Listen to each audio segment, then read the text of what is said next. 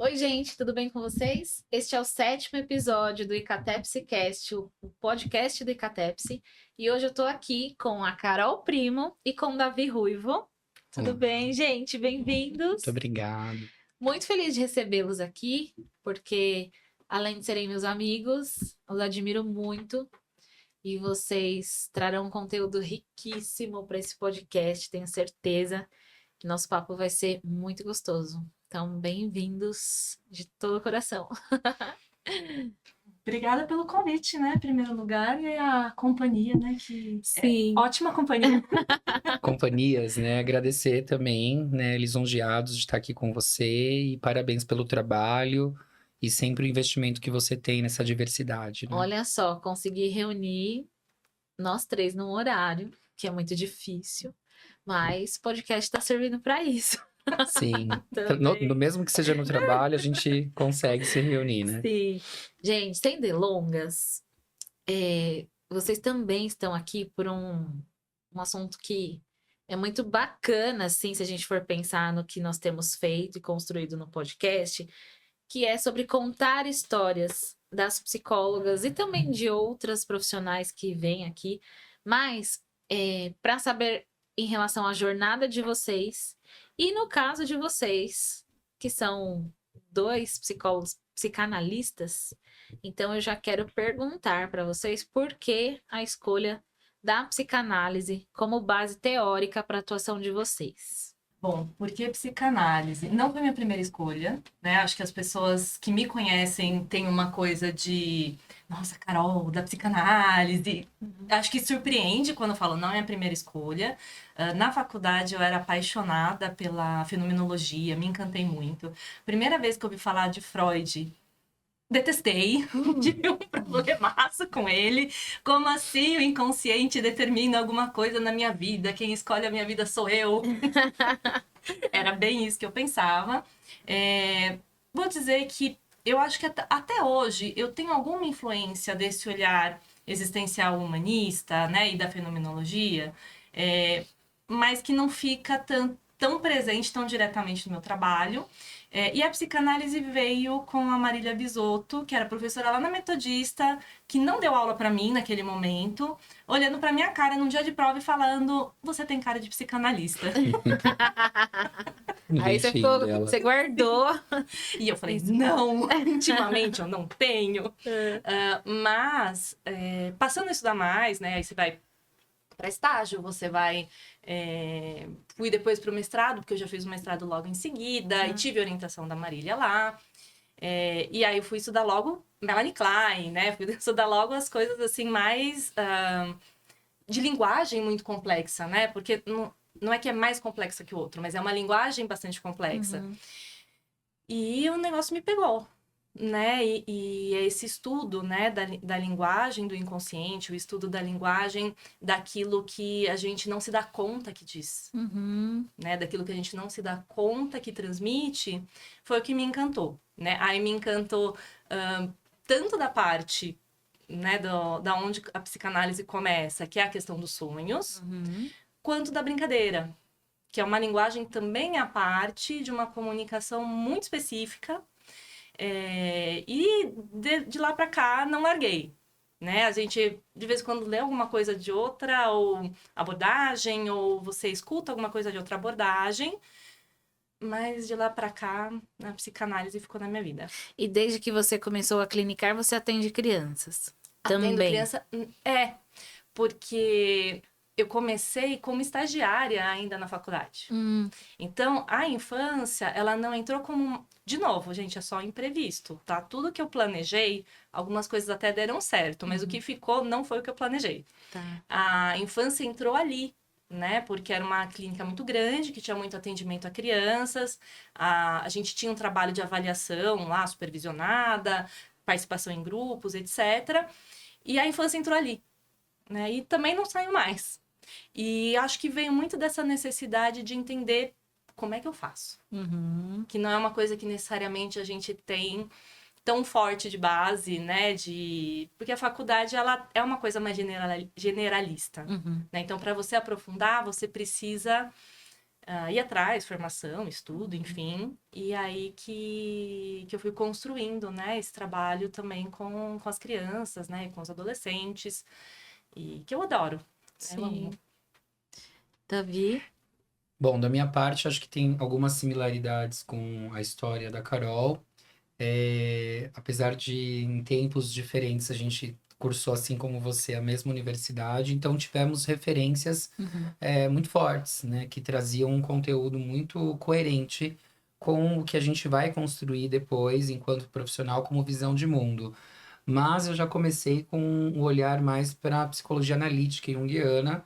Eu tenho uma paixão muito grande por arte, por cultura, por Uhum. história, pelas questões antropológicas, né? Que a gente também precisa entender de onde que a gente vem e para onde que a gente está indo. Então, né? Até hoje tem lá o livro vermelho do Jung, famigerado livro, né? E comecei a estudar, porém sempre a psicanálise chegava e aí às vezes eu ia enviesar ali, né? Não encaixava, olhava para Freud, né? Até para Lacan ou Klein, entendendo o que estava acontecendo e a visão de mundo sempre muito direcionada. Com o passar do tempo, isso foi, né, muito também forte nos estágios e na própria perspectiva da técnica, né? Tive aí como supervisora clínica Olímpia Rosa Noronha, né? Que é um Uhum. nome para muitos aí muito conhecido, Uhum. assim como o Hilda Voglia também, né? E a gente ia construindo com a Kelly, com a própria Marília Visotto, essas perspectivas e entendendo que não necessariamente você precisava ou deveria estar só num consultório, né? Uhum. Ao longo da história, o próprio Freud tinha uma perspectiva, né, de atendimentos com o exército em períodos de guerra ou em outras circunstâncias Uhum. que ele queria que ampliasse né, esse atendimento e essa busca de uma escuta em que as pessoas conseguissem compreender-se, né? E toda a perspectiva depois do aprendizado a partir da cultura, da arte, da sociologia, antropologia, de entender toda essa diversidade, né, Uhum. de pessoas que chega para a gente. Então, é algo que eu fui e ainda me encanto hoje. A gente acho que nunca para de se atualizar, né? É algo muito contínuo e que é o que desperta o desejo, como psicanalistas que Uhum. somos, né? Uhum. E também essa curiosidade. Muito bom. E você atende adultos no momento, né? Eu sei que você atende crianças, Sim. mas agora qual é o seu público? Hoje eu atendo adolescentes e adultos, casais e família. Ah, legal. Então, a questão das crianças, assim como a Carol atende, demanda também um tempo maior Uhum. e Uhum. a rotina acabou exigindo de mim algumas escolhas, né? Paixão por criança, hoje acabo sendo aí Dindo, tio, Uhum. brincando. A minha formação ao longo da vida, né, teve muito esse contato com a infância, que o brincar sempre me encantou, o lúdico, né, e como que isso transforma, né, os humores, as relações, Uhum. e não necessariamente tira a gente de uma realidade, mas traz esse ímpeto criativo, Uhum. né, que a vida adulta muitas das vezes cobra que a gente seja extremamente produtivo, profissional, né, vide aí os crescimentos de adoecimentos mentais com relação à vida laboral, Uhum. e a criança, o faz de conta, a ingenuidade, a genialidade que eles Uhum. trazem pra gente, acho que é mais que um gracejo, né? Uma simpatia traz muito essa possibilidade de ver as coisas de outras formas. E hoje atendendo, né, adolescentes, que é um desafio muito grande para a sociedade de entender essa mudança e até a questão geracional, até que idade dura, né, uma adolescência Uhum. hoje, que é Uhum. muito diferente da nossa idade, das nossas gerações, mas também de entender as relações que Uhum. hoje se pluralizam, né? Relações abertas, não monogâmicas, né? Algo que até com relação à moral e ética a gente tem debatido sobre essa Constituição e que vai dialogar em muitos debates com a própria psicanálise, o que era uma estrutura antiga, né, muito hétero, cisnormativa, Uhum. e que hoje tem essa pluralidade, inclusive desde a questão jurídica até a questão, né, de serviço, de prestação e constituição. Uhum. E famílias também, que é um desafio, mas Sim. que é um público incrível de você conseguir trabalhar. E acho que me deixa muito feliz de poder, né, trazer essas possibilidades, tanto como comunicacionais quanto relacionais, de um desenvolvimento, né, basal, Uhum. seja qual for a sua constituição, né? Sim. E aí queria entrar com vocês um pouquinho numa polêmica. Sei que você gosta de polêmica, A né? gente gosta, a gente encara, se predispõe ali, porque alguém tem que falar, né? Alguém tem. Alguém tem que falar. É, a gente está vivendo um momento de banalização da saúde mental e suas práticas, né? Nós que somos psicólogas graduadas em psicologia sabemos do que estamos falando. Então, a gente vive um momento onde as pessoas estão se formando terapeutas, né, em cursos de curta duração, para diversos fazeres até que nós nem temos muita compreensão do que estão fazendo, mas estão fazendo muita coisa. E aí, qual é a polêmica que eu queria entrar com vocês? Sobre a banalização dos cursos em psicanálise. Porque até o momento que a gente se forma, nós três, os cursos de psicanálise, eles tinham 6 anos, né? Assim, para você ser um ótimo psicanalista, você estudava muito mais do que se estuda hoje. Então, hoje as pessoas fazem cursos de 1 ano, 2 anos, eles estão se achando os psicanalistas da vez. Então, acho que essa é a primeira polêmica. E a segunda é a polêmica entre a psicanálise e a TCC. Então, uns episódios atrás, trouxe 2 psicólogas que eram da TCC e elas trazem essa questão como uma questão de mercado, né? Alguém falou que a TCC traz mais efeito, mas não é bem assim, né? E dentro da TCC também existe uma banalização, a questão dos protocolos, todo mundo quer a receita do bolo, porque disseram que é mais rápido o tratamento, né? Todas as linhas têm o seu efeito, né? Todos os nossos trabalhos, eles possuem efeito. Mas eu quero saber o que vocês pensam sobre essas questões, né? Como, se vocês, no dia a dia, se vocês têm alguma prática até de defesa da psicanálise, como que é isso na prática de vocês, no dia a dia? Olha, quer começar? Por favor. Eu diria que eu respondo as 2 questões começando do mesmo ponto, mercado. Uhum. Porque a questão dos cursos também é uma questão de mercado, tá? Então, vamos lá. A parte que eu vejo uma crítica à psicanálise e à psicologia até um determinado momento histórico da nossa sociedade, que é a questão de uma elitização, tá? Então, acho que a gente tem que partir daí Ótimo. de pessoas que faziam psicologia porque tinha dinheiro para ser psicóloga, né? E queriam atender pessoas também dentro de um determinado grupo fechado, de uma elite financeira mesmo, tá? Quando eu tô falando elite, é financeira. A gente tem um movimento de maior acesso à formação de psicologia, aí tem um lado agridoce, né, de maior número de cursos, né? Porque se tem mais cursos, tem mais demanda. Mas também, muitas vezes, quando a gente vê isso acontecendo, você tem uma queda de qualidade dos cursos. E junto com nessa esteira, o aparecimento desses cursos, que são cursos para formação, entre aspas, de psicanálise, eu já falo porque entre aspas, formação, entre aspas, de psicanálise de menor duração e de uma qualidade mais sofrível também. Tá? E aí, o que eu, pelo menos, vejo, aí, Davi, depois você me fala se você concorda ou não. Por um lado, você aumenta o acesso, por outro, você diminui a qualidade. Exato. Tá? E aí, a gente tem no nosso país uma questão de que a psicoterapia não é uma prática exclusiva da psicologia. Já olhei para o Davi, porque a gente já conversou muitas vezes sobre isso. É a pauta eterna. Eterno, exatamente.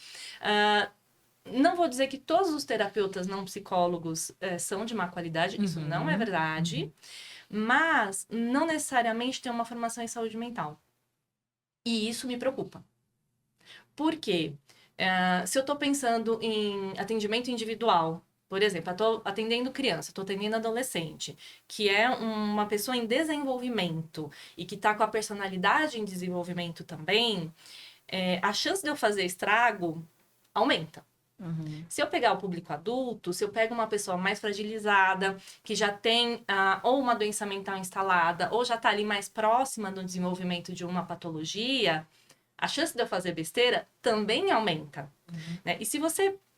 por que eu falo que é mercadológico? Porque a hora que eu vendo cursos de forma indiscriminada e garantindo para o meu aluno, meu futuro aluno, minha futura aluna, olha, você vai conseguir ganhar dinheiro com isso, você vai conseguir atender as pessoas e etc.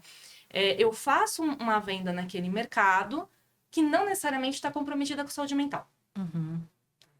Aí, a segunda parte, que é da TCC, eu sempre falo, gente, a fama, né, a moda da TCC de hoje é a psicanálise de ontem. Né? É como a psicanálise era vista. Então, só a psicanálise resolvia. Uhum. E as outras abordagens, né? Nossa, super maltratadas. Mudou. Uhum. Tem um mérito das pesquisas em TCC, tá? Então, é um mérito acadêmico de pesquisa e divulgação de resultado de pesquisa, que não necessariamente você vai ter tantas pesquisas em outras abordagens e não tanta divulgação também, mas isso também vem muito importado de uma academia, né, de estudos dos Estados Unidos, que a gente sempre importa muito coisa de lá. Uhum. E existem TCCs maravilhosas, existem psicanalistas maravilhosas, existem analistas do comportamento maravilhosas, tudo depende da formação que você tem, do serviço que você presta. Eu acho que eu resumiria, assim, a resposta, se é que eu resumi. É muito complexo a gente tentar abreviar, né? Porque são questões realmente, além de polêmicas, que tem um prisma de diversas perspectivas que a gente tem que considerar. Uhum. Isso que a Carol traz, concordo, né? Com a maioria das coisas que ela traz. A outra a gente ainda não concorda porque a gente está em debate, então a gente conversa muito, porque a gente acaba convergindo muito nessa possibilidade de entender o que está acontecendo, porque isso atravessa em comum todas, né, e todos nós que somos psicólogas e psicólogos. Um parâmetro que é importante, e isso me atravessa, é que durante 3 anos, né, após eu me formar, eu ingressei numa faculdade particular e eu tentei ali, né, após toda uma vida em escola pública, me manter. E aí você trabalhar e você se manter numa universidade, e até então não era um valor ainda muito acessível, foi muito complexo. Eu desisti do curso. Aí passado, né, alguns anos, eu presto, né, o Enem, naquela época eu estava começando para a Uni, e eu consigo a bolsa e ingresso na faculdade que eu queria, que é onde eu conheci vocês também, e ali eu opto em começar do zero. Eu tinha 3 anos de matérias para poder eliminar, mas eu falei, não, eu quero uma formação coesa, com tempo, com concentração, agora que eu tô com a bolsa. Só que só uma bolsa, você não paga a sua vida. Porque você precisa comer, você precisa de transporte, tem congressos, tem livros naquela época, né? Hoje a gente tem e-books aí que, né, barateiam um pouco mais e congressos, enfim, muitas ações que são até gratuitas e que trazem essa formação. E por que que eu associo isso? Com o advento das políticas públicas e com o crescimento populacional, inclusive das demandas sobre saúde mental, hoje é uma temática muito vendável, né? Muito comercial. E aí, quando a gente fala de psicanálise e pensando que uma teoria, uma abordagem dura mais de 100 anos, é muito tempo, né? E até então, como a Carol traz, era uma reserva também de mercado e ainda associamos no Brasil que uma alta qualidade está associado sempre a um alto valor, um alto custo, um alto preço, e não necessariamente. Você disse aí que tem cursos, né, de 1 ou 2 anos, tem cursos de 3 meses, Camila.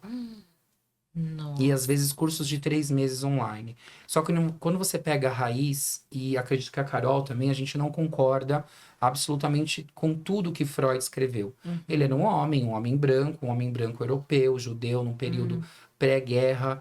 Então tem uma realidade de onde ele morava, que até então era o Império Austro-Húngaro, até se tornar a Áustria, e depois toda a situação que ele vivenciou. Então era uma leitura daquela sociedade. Ah, mas ele era machista, ah, mas ele era excludente. Vamos analisar a situação. Como que as coisas aconteciam há 100, 150 anos atrás e como que acontecem hoje.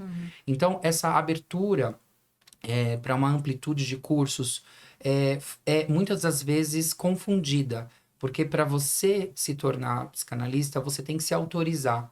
Só que dentro dessa autorização existe uma coisa que é a ética psicanalítica, que vem do quê? Do tripé, dos estudos, da sua supervisão e da sua análise pessoal. Pessoal, Não tem como você se tornar um psicanalista se você não tem um estudo, né? Você tem mais de 20 livros de Freud, você tem os pós-freudianos, você precisa entregar trabalho, fazer estágio, ter supervisão, passar pela sua análise pessoal para que isso não interfira. Gente, se alguém consegue fazer isso em 3 meses, me conta. Né? E a gente não tá pensando só na questão do tempo, mas também da qualidade, da troca, porque a gente vai ter empecilhos ali. E o que existe de psicólogas que não fazem análise ou psicoterapia, não tá escrito, né, gente? Sim, é como você ir a um médico que não vai ao médico, Isso. né? Ou que não se atualiza e tá dando ali de perona, O que eu penicilina costumo ainda. dizer, né, assim, tem problema você nunca ter feito psicoterapia? Até que não. Agora, se você é uma psicóloga autônoma e escolhe o caminho da clínica para sobrevivência, cara, não tem como você não ter tido uma experiência. Porque, assim, na minha perspectiva, é óbvio que você precisa viver aquilo, né? Para ver se você tem a identificação, se você gosta daquilo realmente, né? E se olhar enquanto paciente ou cliente, seja o que for, talvez seja muito mais importante que a própria escolha depois. Sim, e até isso que você falou, acho que é um termo, né? Aí entra um pouco da nossa escuta analítica, que você fala, se a psicóloga escolhe, né, essa abordagem ou essa estrutura para sobreviver. Uhum. Infelizmente, a gente tem observado isso, que a precarização do serviço e uma falta de um conhecimento aprofundado deixa as pessoas numa situação de sobrevivência, que assim como a Carol traz, vende-se um sonho, vende-se uma coisa hollywoodiana, cinematográfica, com o divã, com dinheiro, com aquela vida de estudo. E assim, como que você faz isso morando, né, ali numa situação que você tem que pegar um metrô 2 horas para ir, 2 horas para voltar? Pagar um aluguel, uma sublocação, você se custear. Então a gente tem que observar essa precarização. E hoje é o que fazem também com a TCC, quando falam que é um resultado rápido. Isso. Só que assim, é um resultado rápido com base em quê? Né? Imagina você ofertar para alguém que você vai solucionar as questões dela muito rápido. Existem trabalhos extremamente sérios, né? Dentro da teoria da TCC, assim como de várias outras teorias. Essa coisa da gente embater com outras abordagens, eu brinco que isso é muito, né, anos 80. A gente está hoje numa situação de entender as perspectivas de mundo e que nem todo mundo tem a paciência ou uma leitura de abordagem A ou B. Sim. Mas a questão hoje é também de nós colocarmos essa situação e dialogarmos sobre. E pensarmos que isso realmente se torna comercial. Mas que a psicanálise, ela também tem dentro das suas abordagens breves, Sim. que vão tratar pontualmente algumas problemáticas. Mas a gente tem a questão da associação livre, do rememorar, de entender a infância e os padrões. Para algumas pessoas isso é muito demorado. Mas se você não entende a causa, a estrutura, você vai deslocando algumas situações e não resolve. A situação A se resolve, mas ela migra para uma B. Quantas vezes a gente não vê pacientes que chegam, tinham um vício e migraram esse vício para outra situação? É isso que a gente vai entender. Mas por que que você precisa depender de algo? E aí vem o aprofundamento. Para a gente conseguir sanar isso junto às potências que o paciente tem e ele ter a autonomia dele, inclusive não precisando mais da gente. Né? A gente brinca, a gente quer que você não precise da gente mais. Que você lide não só com o que você tem de potência, mas com as suas dificuldades também. Sim. Né? Eu ia perguntar para vocês agora, porque assim, embora a gente tenha bastante psicólogas que assistem o podcast, também tem gente que não é psicóloga, mas que gosta, né, de conhecer as histórias. E aí eu ia perguntar, então, qual é a grande diferença da psicanálise, né? Por que que as pessoas falam tanto que demora? A questão é que não demora, né? A questão, acho que é muito mais de sociedade. A nossa sociedade, a sociedade do cansaço, Sim. a sociedade que precisa das coisas mastigadas e tudo muito rápido, tudo para ontem, da correria, né? Então, o problema não tá com a psicanálise, né? Tá com o modelo de sociedade que a gente tem hoje. Então, acho que todas as teorias vão funcionar. E talvez a psicanálise ela tenha um método diferente, posso dizer assim? Um método. Sim, na estrutura, quando você fala do inconsciente, e é o que vai diferir de muitas das abordagens que vão é, analisar os comportamentos observáveis, né? E como isso é modulado, ou como que a pessoa lida no momento presente, a gente vai buscar essa história, né? Não tem como você pensar no futuro sem a história. Uhum. Tem um autor que ele traz essa questão, né? O futuro vai se construir com base no passado. Sem o passado não tem um futuro, Uhum. né? E aí tem todas as questões de tecnologias que eu deixo para você, as ideias aí no podcast para você trabalhar também. Mas a gente passa por muitas transformações. Só que alguém escreveu isso, né? A gente pode hoje não saber quem é o nosso bisavô, o nosso tataravô, porque a gente está aqui realmente de passagem. Só que a nossa história e as nossas construções têm uma base.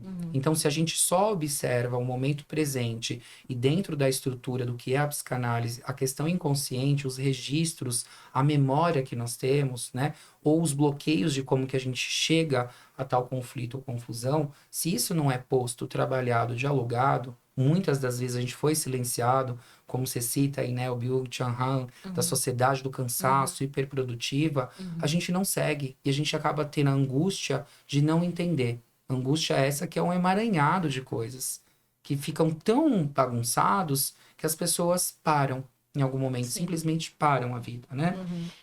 Eu gosto de pensar essa questão, porque quando você fala da demora, e isso que o Davi também está falando, a gente está pensando em análise. Né? E quando eu faço esse análise e faço com a mão assim, é justamente porque é a ideia do longo, né? Sim. Então vamos voltar para a história, né? O Freud lá no começo, na sociedade que ele vivia, ele queria curar. Ele era um Sim. médico que queria curar, identificando patologia, né? Então lá no caso ele trabalhava com mulheres diagnosticadas com histeria, vamos curar essas mulheres. Desse Freud que começou para o Freud final do fim da vida dele, ele já estava discutindo se existia o término ou não da análise. E o que seria isso? Por quê? Se você for pensar em termos de investigar uma mente, é interminável. Tá? Então, se o bichinho da psicanálise te picou, e você quer uma análise, e você busca uma análise de longa duração, porque você quer investigar o teu inconsciente, porque você quer aprofundar nisso tudo, você tem trabalho para uma vida. Tanto para investigar do teu passado, dessa construção histórica, para as coisas que vão acontecendo na tua vida, né? Porque vai acontecendo. Isso é diferente, por exemplo, de você falar assim, olha, eu quero um tratamento para uma queixa específica. Aí a gente vai parar para ver que queixa é essa. E se existe ou não o diagnóstico de uma patologia. Por quê? Dependendo da queixa, dependendo de ter ou não uma patologia, a gente pode fazer um tratamento, por exemplo, de psicoterapia breve. Ah, mas eu tenho uma patologia para a qual eu preciso de mais tempo de terapia. Não vai ser 12 sessões de uma terapia breve que vai dar conta disso. Você vai fazer uma psicoterapia de muito mais longa duração. Isso não quer dizer que você não vai ter algum efeito disso para o início do processo. Tá? Mas isso que eu estou falando é critério, não é da psicanálise. Qualquer linha de tratamento séria que você for trabalhar, vai trabalhar com isso. Tá? Então, quando fala, a psicanálise é longa, depende do que você busca, depende do que a dupla, né? A gente trabalha muito com a questão da dupla, né? Do vínculo terapêutico. Em psicanálise fala muito analista analisando, mas você pode substituir terapeuta e pessoa que está passando por terapia, paciente, cliente, enfim. Depende muito desse vínculo. Depende muito do que você busca. A relação terapêutica, né? Depende da capacidade de elaboração de cada um. Né? Então, é um tempo que ele não é previsível. A gente tem indicadores, mas eu não tenho como prever totalmente que tempo é esse. Tá? O que não adianta é a gente achar que vai fazer tratamento em psicanálise, em análise do comportamento, em TCC, em que quer que seja, e achar que não vai sofrer mais. Eu sempre brinco, né? Pessoa que faz, já fez aula comigo, fez supervisão comigo, sabe que eu falo isso. Eu tenho muito medo de gente analisada. E gente bem resolvida. Eu fujo. Eu morro de medo. Porque se resolveu agora, daqui 20 minutos acontece alguma coisa, não tá mais resolvido. É. E são poucas pessoas, né? Né? Então, assim, o que é cura? Né? Uhum. Voltando à questão inicial A do origem. Freud, a Aham. origem. O que é cura? Né? A vida vai se curar? A vida vai parar de doer? Em alguns momentos sim, em outros não. Uhum. O que uma boa análise e uma boa psicoterapia pode fazer por você? Ajudar você a ter melhores ferramentas, melhores recursos internos para lidar com certas dores. Uhum. Isso pode. Mas, de vez em quando, a vida vai puxar o seu tapete. É por isso que eu tenho um apelido que eu adoro, que é de anti-coach. Me chamaram, eu adotei. Porque a vida vai puxar o seu tapete Uhum. e você vai ter que ter novas respostas Sim. para situações novas. Ô, Carol, e você tá na clínica infantil também há bastante tempo, né? Sim. E queria saber por que você escolheu como base dentro da psicanálise a Melanie Klein. E também falar um pouco sobre essa questão do brincar, né? Que você falou no início. Por que você escolheu o brincar como um carro-chefe, assim, de até divulgação do seu trabalho? Por que Klein? A resposta mais sincera foi Uhum. porque ela apareceu e eu tive que entender aquilo. Mas o depois, né? O depois eu gosto das bases, eu gosto de entender bem o fundamento. Tá. Então, eu não posso dizer que hoje eu trabalho com a Melanie Klein pura. É impossível trabalhar com a Melanie Klein pura, até porque a minha sociedade não é a mesma que a dela, as condições não são as mesmas. Só para você ter uma ideia, uma terapia com a Melanie Klein, você faria de 4 a 5 sessões com a criança na semana. Eu não tenho isso. A gente não tem isso. Uhum. Né? Não dá para ser ela pura. Mas o que me encanta em Melanie Klein, toda a investigação que ela vai fazer desse psiquismo precoce, né? Então, acho que é o Zimmermann, né? Que ele fala que o Freud descobriu a criança no adulto e a Melanie Klein descobriu o bebê na criança. Então, ela vai investigar como é esse psiquismo do bebê, a partir do que a criança pequena mostra na brincadeira. E por que o brincar? Crianças maiores até têm uma condição maior de fala. Qual que é a principal técnica da psicanálise? Associação livre, pensando em adultos. Uhum. Você olha para a criança, tem associação livre? Mais ou menos, né? Não. Uma criança pequena, ela vai falar coisas e tal, mas não funciona como o adulto. Qual é a grande mudança, né? A grande percepção da Melanie Klein? Eu consigo perceber uma estrutura muito parecida na brincadeira com os sonhos. Então, o que o Freud propôs de, agora falar alguns termos técnicos, né? Deslocamento, que é uma coisa que tem um sentido na sua origem e aparece disfarçada em um outro símbolo. Condensação, vários elementos condensados, unidos em um único símbolo, a gente tem na brincadeira. Essa é a grande percepção da Melanie Klein. Eu não preciso tanto que a criança fale para eu entender o que ela comunica. E por que falar disso? Porque isso é uma grande dificuldade da sociedade, das psicólogas em formação. Né? Como é que eu entendo o que a criança está comunicando pelo comportamento dela, pela brincadeira dela, pelo rabisco que ela está fazendo, a música que ela está cantando enquanto ela brinca? Isso é encantador. E, para finalizar, a Melanie Klein, ela é meio mal vista, meio maldita.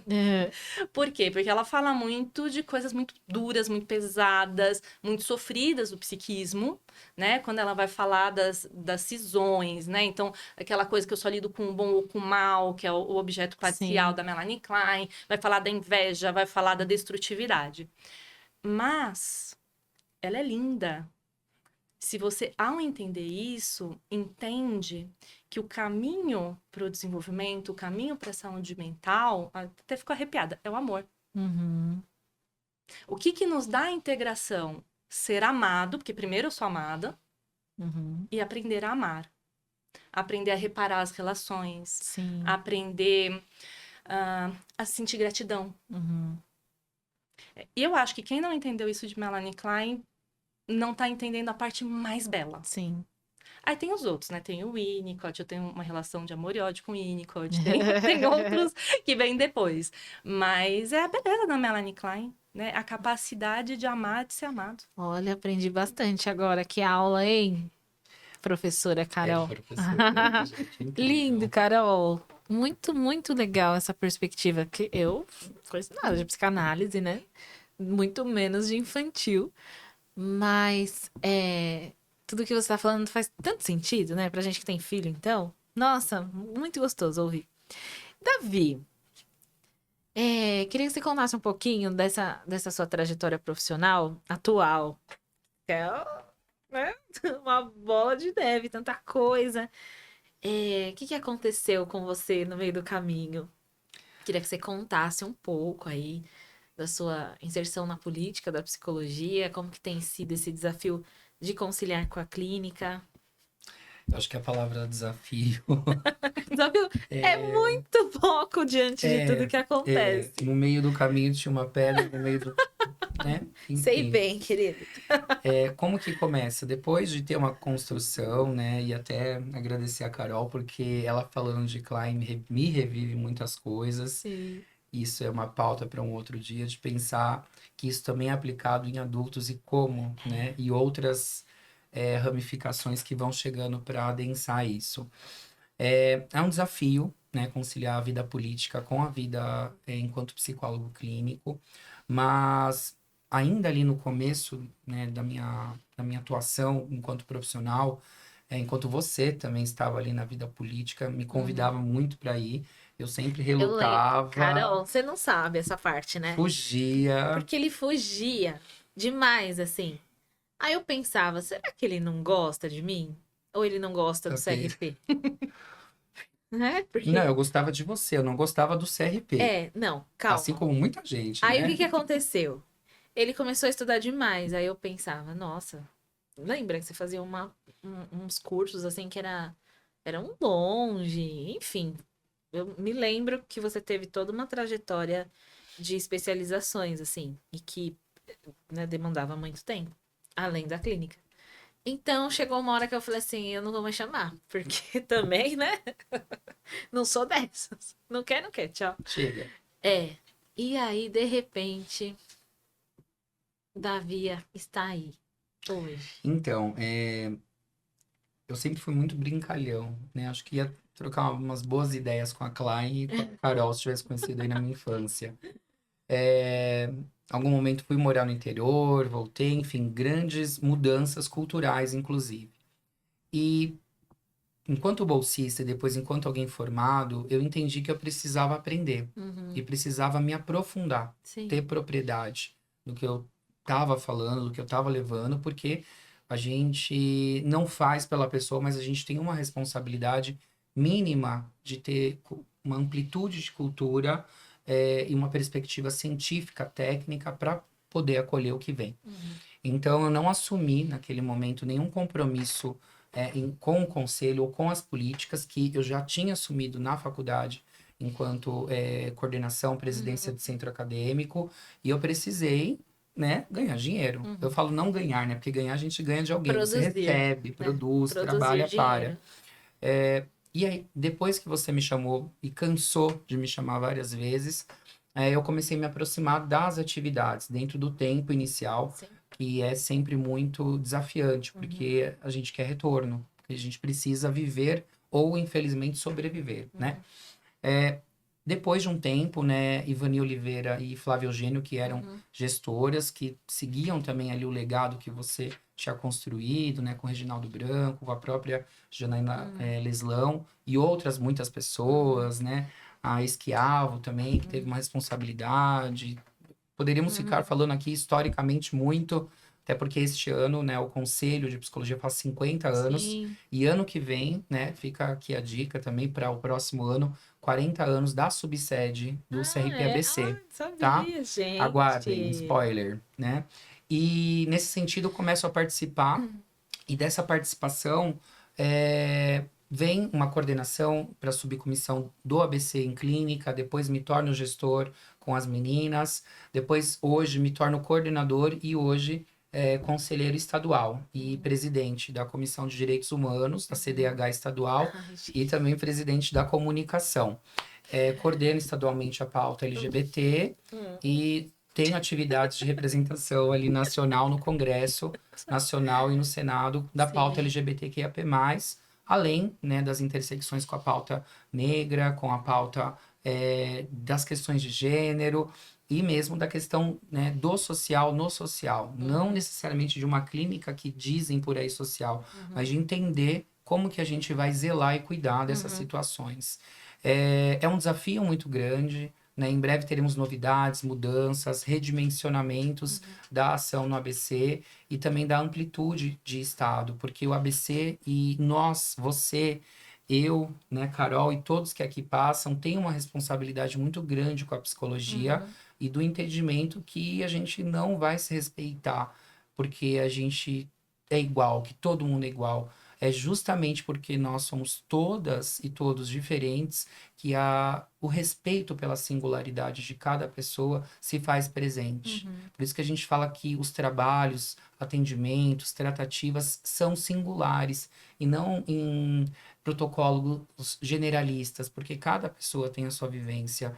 Então a política traz isso, apesar de ser um agenciamento de bens e recursos do povo, da sociedade, mas precisa entender os mais vulneráveis, né, quem tem menos acesso, e a psicologia começa a se ampliar isso com seu compromisso ético e social.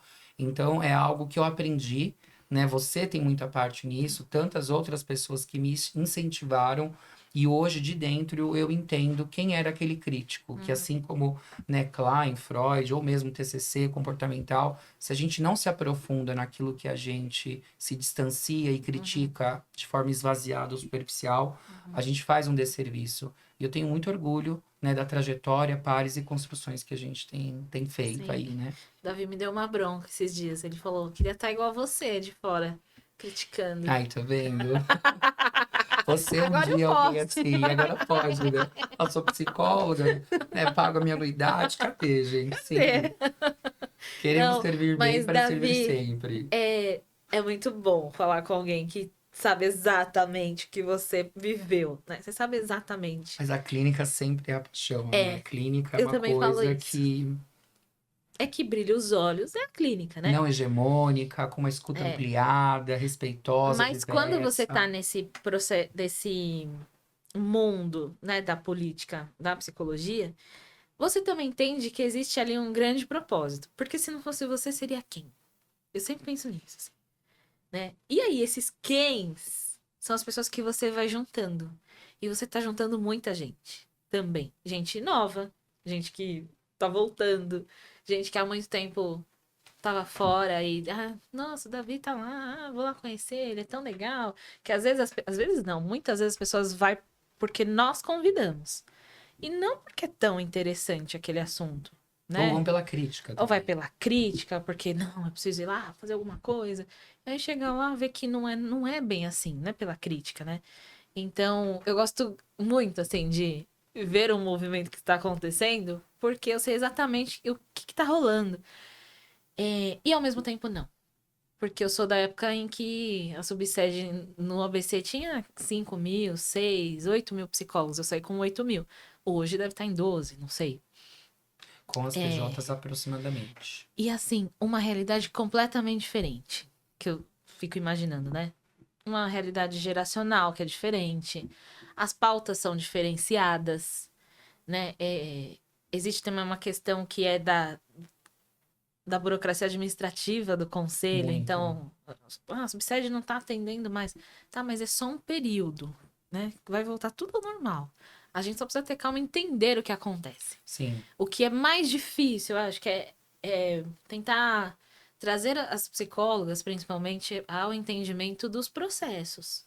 O que ninguém, se no município ninguém quer saber o que é um conselho de saúde, imagina dentro de uma autarquia onde você tem sua profissão reconhecida e aí as pessoas só querem ter o que é bônus, né? Elas querem obter ganhos por isso. A gente não tem ganho por ter um conselho atrás da gente, né? A gente tem outros benefícios, mas que não são palpáveis, a gente não consegue visualizar, mas a gente que tá lá dentro, a gente sabe.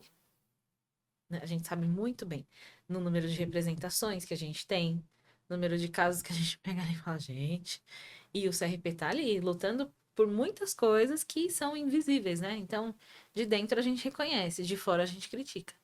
E acho que esse é o maior desafio e talvez o mais desgastante, que é exaustivo, tem épocas, Exato. né? Mas eu sou completamente orgulhosa de você e desse trabalho, porque é uma época que você tá deixando um legado, né? Então, o que é um legado? São muitas pessoas que têm acompanhado e essas pessoas vão dar continuidade ao trabalho. Assim como aconteceu na minha época. Então, cada fase tem a sua e a gente tem boas perspectivas, né? Importante. É um desafio, porque é um processo, como você disse, de redimensionamento. É uma autarquia federal, é um serviço público, as pessoas têm sim o direito de cobrar. Hoje a gente tem as tecnologias que auxiliam nisso, mas por vezes são falhas ainda também, porque aplicar isso requer investimento, aperfeiçoamento. Hoje nós temos 12 subcomissões temáticas no território. A gente tem aproximadamente 70 pessoas colaborando nessas pautas. Queremos aumentar em qualidade e em quantidade. E eu fico muito feliz com os pares que eu tenho, a comissão gestora, né? Rafael, Marília, Penha, Aline. O número de processos que a gente tem precisa dar conta e zelar por uma prática da psicologia, né? A gente tem as profissionais individualmente. No estado de São Paulo são 150 mil, né? 16 mil são homens, por isso que a gente fala no feminino. No Brasil já chegamos a 500 mil, ainda é um número, parece que grande, mas pequeno. Existem 1.100.000 advogados, né? De um país continental. Mas pensar o ABC como um espaço de referência, construção e legados é uma responsabilidade muito grande. Mas eu sou feliz pelos pares que eu tenho e a responsabilidade que as pessoas confiam, assumem, né? E colaboram. Carol mesmo faz parte desse projeto. Você, né, mesmo não estando todo dia lá, você traz informações e busca recursos para poder ampliar isso até em ações hoje correlatas. E é o que, para a sociedade, oferta um serviço de qualidade e responsável. E olhando, né, assim como a Carol e vocês trouxeram, você trouxe, para essas transformações. E isso é muito importante. Sim. E eu fico feliz de você estar feliz e da gente saber que ciclos se fecham. E em breve, quem sabe, o meu aí também não pode estar se encerrando para outros começarem, né? Veremos. Veremos. Veremos na eleição do ano que vem, gente. É. Pra gente ir caminhando pro final, queria que vocês contassem um caso que foi inesquecível pra vocês diante de uma prática profissional que vocês tiveram, seja na clínica ou não, seja com criança ou não, mas algo assim que aconteceu que vocês guardam no coração. Olha, o que eu guardo não é um caso específico, mas são todos os rostinhos. Agora vai ficar um pouquinho triste. Todos os rostinhos de todas as crianças e adolescentes que eu atendi e que passaram por algum luto importante. Eu adoro atender criança. Eu adoro atender adolescente. Tem as suas dificuldades, sim, porque na vida tem, mas para mim os benefícios são sempre maiores. Mas sempre que eu me deparo com a situação da perda, né? Geralmente é perda do pai ou da mãe, às vezes é algum avô, assim, uma avó, mas é sempre alguém muito próximo. Para mim, o primeiro atendimento, ele sempre fica muito marcado, porque ele dói. Depois disso, tem muita coisa muito bonita que a gente consegue trabalhar, desenvolver e construir. Mas aquela dor desse primeiro impacto, que é receber, né, aquela pequeno, assim, a vida inteira pela frente, como o Davi sempre fala, a potência, né? Toda a potência pela frente, ali, e já tendo que lidar com uma perda tão importante, esses são os casos, assim, as pessoas que me marcam. Eu fico muito feliz, por um lado, de poder ajudar essas crianças, de poder ajudar esses adolescentes. mas o primeiro é sempre mais difícil. O primeiro eu sempre lembro, né? Porque é uma dor que é difícil de descrever. Mas que depois disso, né?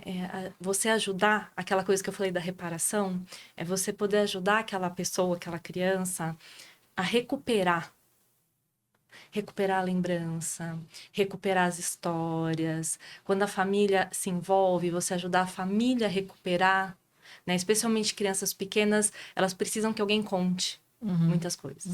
Então, você ajudar a recuperar e manter vivo, né, aquela pessoa tão amada dentro da criança, dentro do adolescente, aí também isso, né, dentro de uma situação muito triste, é como uma flor que nasce no deserto. Né? Você tem ali um renascimento dentro. Então, não quero terminar só com a parte triste, né? Porque tem todo o desenvolvimento da vida. Mas são os casos que mais me marcam. Uau! Aí vem a emoção, né? O lado que a gente sempre tecnicamente trabalha para poder... É um distanciamento técnico, mas atrás dessa parte do distanciamento técnico existe um ser humano, né? Existe a gente. E por isso que é tão importante que a gente faça a nossa terapia, se aprofunde nos estudos e consiga, né? Uma coisa que eu ouvi, não me lembro de quem, mas não tem como você, por melhor que você seja uma pintora ou um pintor incrível, pintar uma parede e não sair com algum respingo. E a gente vai sair com algum respingo. Né? E como que a gente vai também ressignificar isso pra gente poder levar de uma outra forma. E sobre um caso que me marcou, se você entrevistar outros psicanalistas, você vai entender que a gente não vai te falar um caso, a gente vai te trazer um emaranhado de coisas. Se você vai chamar de fuga e esquiva, não sei. Mas a gente não vai falar, tá? Você já percebeu, eu vou fazer o mesmo jogo. Mas assim, cada paciente é um desafio. Porque, ao contrário do que, infelizmente, acontece hoje, as pessoas terem projetos prontos, né? Ninguém gosta de ir numa profissional, um profissional, e que ele tira a receita pronta e entrega. A gente quer um tratamento pra gente, não pra uma baciada, né? E cada paciente desafia a gente, desde o vínculo, de manter aquilo, até quando você chega na parte mais sofrida, que nem a pessoa lembrava daquilo. Os desafios que a gente tem com hoje, os planos de saúde, contratos, burocracias, as questões do reconhecimento que temos enquanto psicologia, enquanto psicanálise ou outras abordagens, mas reconhecimento nem sempre é valorização, né? Exato. E a gente tem que entender o que é a sociedade, o que são os recursos, mas também como que isso é valorizado. Todo mundo acha bonito, né? Mas, recentemente eu recebi uma mensagem, e isso para qualquer abordagem, mas acho que pra gente muito, porque a gente entra junto na Associação Livre, mas a gente traz frases, traz pensamentos que a gente pensa assim, nossa, isso poderia servir inclusive para mim, né? Da onde que vem, mas de frases que as pessoas gravam do que a gente fala. E que às vezes você tá tão dedicado a falar aquela frase que vai... E algo tão simples impacta a pessoa e muda completamente a forma de pensar e lidar. E recentemente recebi uma mensagem de um paciente que ficou um bom tempo comigo, né? Hoje ele não está aqui. Mas ele me mandou uma mensagem com uma foto, com uma frase que eu falei. E era justamente disso, de potência. Uma pessoa que não tinha uma expectativa da vida, extremamente desinvestida, desacreditada, passou por muitas violências, né, da vida. E ouvir, saber que ele falou, eu consegui chegar aonde você falou que eu tinha um sonho. Porque a gente dorme para sonhar, mas a gente acorda para viver esse sonho. E quando a gente consegue organizar as nossas ideias e alguém mostra que o acreditar precisa começar da gente e a organizar os recursos que a gente, se tem como ideia, pode recorrer e construir. E hoje eu lembrei dessa frase que você trouxe para mim, né? A potência sou eu que vou construir a partir de algo que desconstruíram. Porque flores, assim como nascem no deserto, elas também nascem na lama, né? E elas trazem essa intenção de que a pessoa pode ser a autora, né? O autor da sua própria história e não daquilo que escreveram dela. Então, ver a foto e ver esse texto com uma frase e o impacto que teve na vida dessa pessoa e de outras pessoas que às vezes a gente nem sabe, né? Que seguem sua jornada e a gente também segue o nosso caminho, é o que inspira e nos impacta a continuar, a buscar e a entender que a gente não vai aprender também só com os livros, mas o quanto que as pessoas nos ensinam. E a clínica é aprendida na praxis, no cotidiano, nesses desafios enquanto um ser humano, né, uma pessoa, uma profissional, se coloca para escutar. A gente está ali para escutar, sem o julgar, sem o menosprezar, acolhendo, às vezes, coisas que são duras até pra gente, que às vezes é muito difícil. Você fala, eu preciso aguentar esse tempo e sair daqui e continuar a minha vida. Porque tem coisas muito difíceis que você entende porque a pessoa não suportava. Mas de ver que ela conseguiu ter suporte, suportar e potencializar-se para alcançar e escrever aquilo que ela queria da história, isso é incrível. Isso inspira muito. Que lindo! Lindo, gente. Vocês são 2 professores, né? Foi uma aula falar com vocês. Pra gente encerrar mesmo, quero... desafio, hein? Em 3 palavras, o que vocês pensam sobre o futuro da psicologia no Brasil? 3 palavras. 3 palavras. O problema são as 3 palavras. Quais são as 3 palavras? 3 palavras, a gente pode conceituar ou é direto e reto, Não, Camila direto de e Ser? reto. Tá bom. Direto e reto, Camila de Ser, né? Tá. A primeira palavra é um desafio. A segunda palavra é aprofundamento. Boa. E tem uma que vai ser 2, que na verdade é esperança, né? Que dentro de esperança há um desejo. Não da espera, porque a esperança é ação. Ela não é algo fixo, ela é dinâmica, né? É o famoso trocar a roda com o carro andando. Então, acredito que essas palavras podem ser o que a gente tem de perspectiva, que eu trago como perspectiva para o futuro. Isso hoje, amanhã pode mudar. Sim. Eu devia ter sido a primeira, porque a primeira palavra minha é a mesma que a dele. Tudo bem. E eu tava pensando se eu ia ter que achar outra. Eu também. O significado diria. significante vai mudar muita coisa. Enquanto... Desafio, eu acho que é a primeira. Aham. Né? Esse desafio que vem da valorização, mas também da banalização. Amor. Eu diria que é o amor, né? Porque se tem umas pessoas que amam a psicologia, são as psicólogas. É muito amor envolvido. E eu vou roubar a palavra dele, que ele sempre fala, potência. Sim. E potência. A gente compartilha. Ai, gente, obrigada, viu? Obrigada mesmo pela participação de vocês. Foi uma delícia.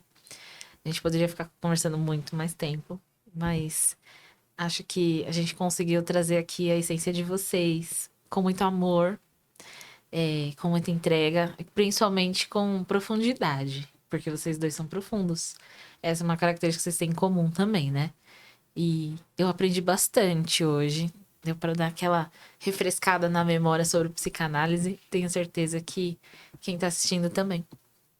Então, muito obrigada. Obrigado. Que você siga nessas potências que você tem aí, que nos inspira também, que inspira muita gente. Obrigada. Obrigada. E eu acho que parabéns pela essa construção, né? Porque o crescimento, ele vem do diálogo. Né? Acho que a gente... essa nossa potência, ela vem justamente dos encontros, desencontros e reencontros Sim. que a gente pode ter. E eu tava até falando antes de começar aqui com vocês sobre uma questão de regionalização. Eu adoro isso, né? E tenho, acho que até o momento só trouxe pessoas do ABC e eu pretendo continuar assim, porque o ABC é um lugar muito potente. A gente tem muita gente boa, a gente tem muito psicólogo, psicóloga muito boa, assim. Então, estar aqui neste lugar, acredito que seja um podcast eclético nesse sentido. Vou trazer também outros profissionais, contar histórias, mas principalmente tendo como base a profissão, a psicologia, né? E o que é que ela oferece para a sociedade em vários contextos. E ter vocês aqui é mais uma parte dessa construção que faz parte também da minha, porque vocês têm um papel muito importante nisso que venho construindo. Obrigada. E esse foi o 7º episódio do Icatepsicast. Se você deseja ser um patrocinador nosso, entre em contato e nós teremos o prazer de falar com você. Até mais!